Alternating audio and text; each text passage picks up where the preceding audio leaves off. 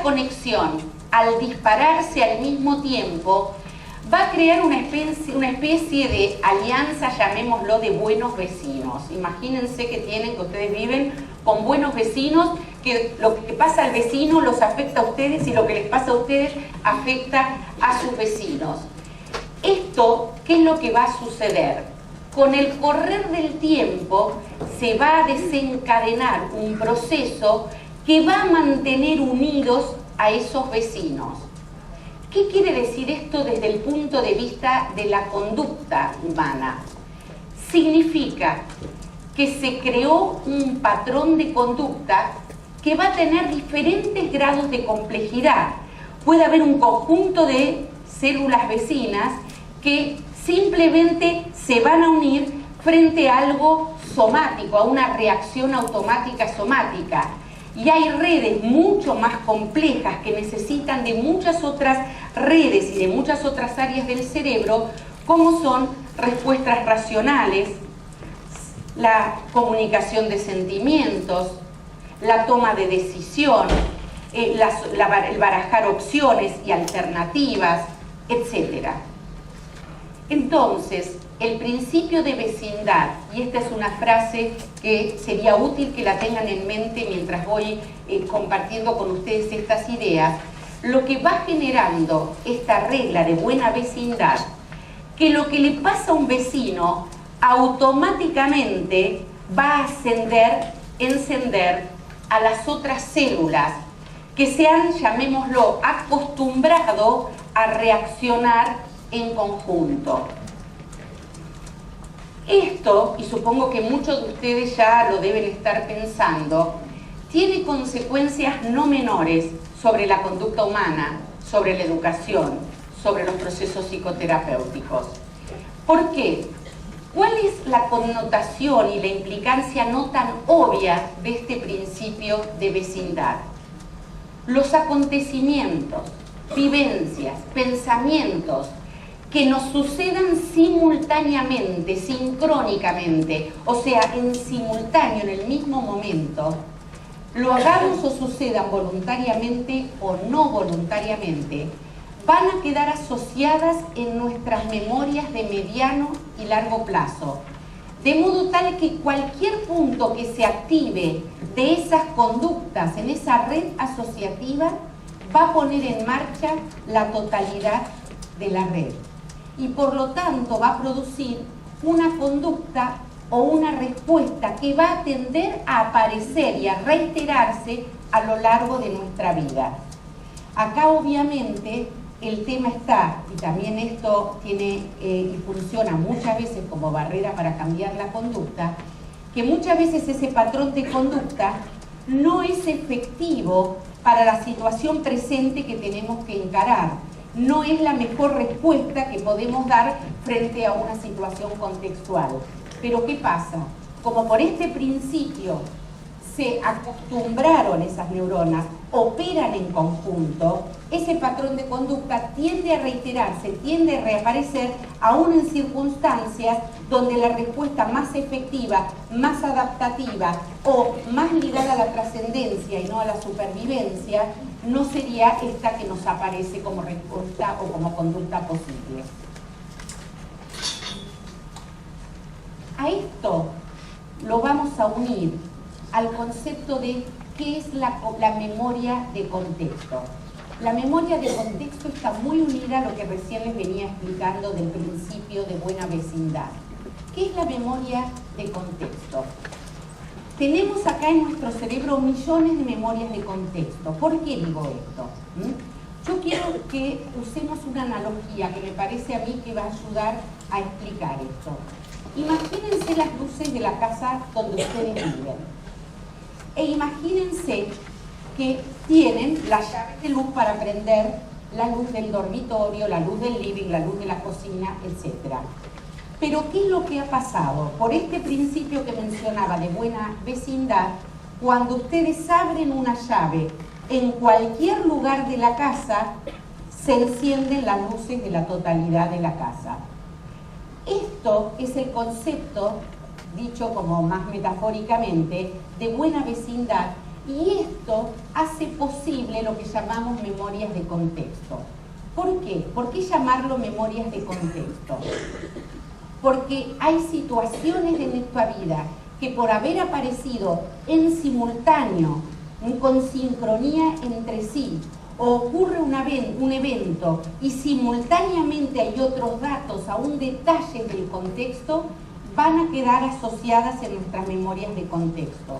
Y a lo largo de nuestra vida, tal vez un pequeño detalle que sucede semejante a esa memoria de contexto, semejante a lo que aconteció en la situación original, va a encender la red en su conjunto. Personas, acá tengo entendido a través de Carlos y Marita, que trabajan en el campo de la educación.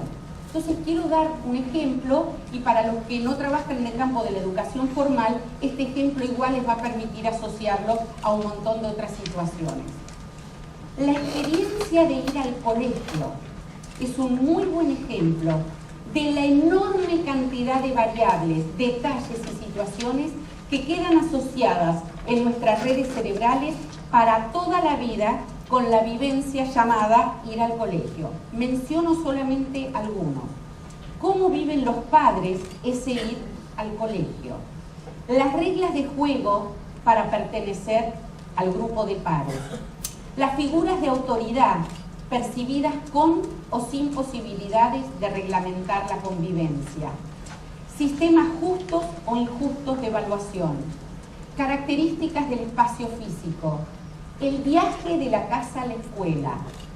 La autoimagen y por ende la autoestima que ese sujeto va construyendo a lo largo de su escolaridad.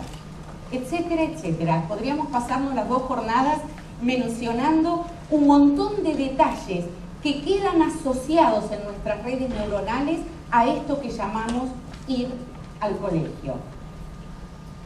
Estas conductas van a tender a repetirse en futuras situaciones de nuestra vida adulta, como ser nuevas situaciones de aprendizaje, nuevas figuras de autoridad, nuevas situaciones de evaluación, nuevos grupos de pertenencia, etc. ¿Qué quiere decir? Que en realidad en la experiencia adulta, cuando haya algo que dispare esa memoria de contexto, nos va a aparecer ligada a un montón de otras situaciones, aún involuntariamente, que van a tender a provocarnos, tanto en el organismo como en nuestro pensamiento y en nuestra conducta, conductas que en realidad fueron construidas en otras etapas de nuestra vida, y por eso decía hace un ratito, no siempre son las conductas más efectivas para la situación adulta o presente o en otras circunstancias y que no sea la escolar en el ejemplo que estoy diciendo. Entonces, un mínimo estímulo o detalle va a desatar la cadena de recuerdos conscientes y no conscientes que van a determinar la conducta del sujeto.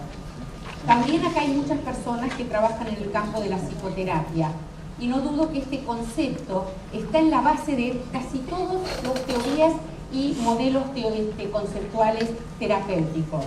Solo para mencionar algunos, las series complementarias, la compulsión a la repetición desde un entorno teórico freudiano, desde el psicoanálisis, los pensamientos automáticos y los llamados esquemas desde una psicología cognitiva. Todos estos abordajes teóricos dan cuenta de cómo estímulos presentes abren memorias pasadas y predeterminan patrones de conducta. Esto visto desde las neurociencias, ahora tenemos la chance de saber qué pasa en nuestro cerebro cuando esto está sucediendo. Por eso es interesante saber que cuando nosotros decimos me recuerdo algo, me acuerdo de algo, cuando evoco algo, realmente nuestro organismo evoca. No solamente, y ahora van a ver por qué digo que nuestro organismo evoca, no solamente es un recuerdo en el sentido de una construcción en el lenguaje de algo que nos sucedió, sino que hay un proceso biológico que no sucede cuando estamos evocando algo que nos pasó. A más intensidad de lo que nos sucede, obviamente la huella va a ser más duradera y más fuerte, y habrá más tendencia de que esa conducta nos vuelva a aparecer, como decía hace unos instantes, en otras situaciones de la vida. Es así entonces que la temporalidad y el sincronismo de las experiencias que el sujeto tenga va a ser la biografía que se va a inscribir en sus redes neuronales. Las experiencias vividas, los vínculos, los momentos significativos en nuestra existencia van a ir construyendo nuestra estructura cerebral. Hasta aquí hemos visto cómo vamos construyendo nuestro yo, nuestro ser único e irrepetible, y esto también explica cuánto nos cuesta modificar conductas y respuestas y reacciones, y cuánto nos cuesta ayudar a los que trabajamos en distintos ámbitos, cuánto nos cuesta ayudar a otros a que puedan hacer cambios de conducta que consideramos o podrían evitar un gran nivel de sufrimiento. Para avanzar, quiero hacer una distinción conceptual que es muy útil para lo que estamos trabajando y compartiendo. ¿Qué es la neuroplasticidad positiva y qué es la neuroplasticidad negativa? La neuroplasticidad positiva es aquella que sucede cuando las redes neuronales se amplían, se refuerzan y se complejizan. La neuroplasticidad negativa es un concepto muy importante para la neuroplasticidad, para entender lo que pasa, es lo que sucede frente a la extinción de redes por desuso o falta de estímulo. Acá quiero que le saquen a la palabra negativa la connotación que lo tenemos en el uso del lenguaje coloquial. No es negativa en el sentido de nociva. Si no tuviéramos neuroplasticidad negativa, seguramente en lo que seríamos, en el sentido que nuestro cerebro necesita necesariamente eliminar redes preexistentes, redes que a lo mejor tenían que ver con la conducta infantil, pero que serían totalmente inadaptativas en la adolescencia o en una etapa adulta. Con lo cual, la neuroplasticidad negativa tiene que ver con una selección o un debilitamiento natural de las redes cuando no las vamos usando, al punto que hay redes que realmente desaparecen por completo. Junto con esto, quisiera que podamos unir lo que venimos hablando de memoria de contexto, neuroplasticidad positiva y neuroplasticidad negativa, a dos memorias que son muy interesantes para todos aquellos de nosotros que trabajamos en favorecer cambios de conducta. ¿Qué es la memoria semántica? Como sinteticé ahí, pero quiero ampliar un poquito, la memoria semántica es aquello que llamamos la acumulación o almacenamiento de datos, informaciones, conocimientos, fechas, nombres, lugares, narraciones, etc. Desde esta memoria, desde la memoria semántica, comprendemos la información, pero no la hemos experimentado. Es más, piensen que yo mencionaba la escolaridad, cuánta información recibimos que no tiene que ver porque nosotros la hayamos experimentado, en datos históricos, geográficos, conceptos matemáticos, etc.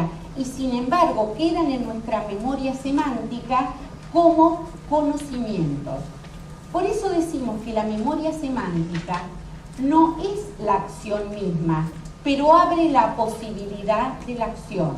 Es decir, la información, los conocimientos que tenemos albergados en nuestras memorias semánticas, en las redes neuronales, en los lugares del cerebro donde están alojadas estas memorias, obviamente nos abren la posibilidad de conductas más complejas a la hora de tener que accionar. Entonces decía que la memoria semántica da la chance de la acción. A veces estos datos y conocimientos no llegan a conformar la memoria semántica. ¿Por qué? Nosotros tenemos mucha información, muchos conocimientos que no pasan la barrera de lo que se llama la memoria de corto plazo o memoria de trabajo.